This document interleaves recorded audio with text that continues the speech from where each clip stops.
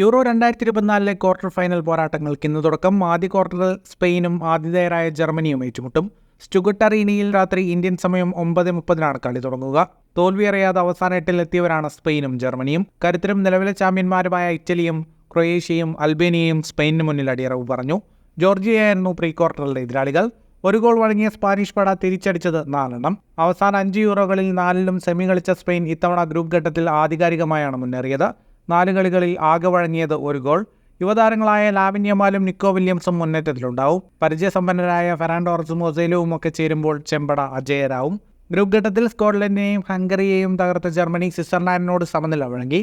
Danish വെല്ലുവിളി മറികടന്നാണ് അവസാന 8 ഇടം പിടിച്ചത്. ഇതുവരെ അടിച്ചുകൂട്ടിയത് 10 ഗോളുകൾ, വഴങ്ങിയത് 2 മാത്രം. ഗോളടി വീരന്മാരായ ജമാൽ മുസിയാലയിലും കായ വാഡ്സിലും വലിയ പ്രതീക്ഷ അർപ്പിക്കുന്നുണ്ട് ജർമ്മനി. ഫുട്ബോൾ ലോകത്തെ കൂടുതൽ വാർത്തകൾക്കും വിശേഷങ്ങൾക്കുമായി സ്പോർട്സ് കഫേ ഇപ്പോൾ തന്നെ സബ്സ്ക്രൈബ് ചെയ്യുക.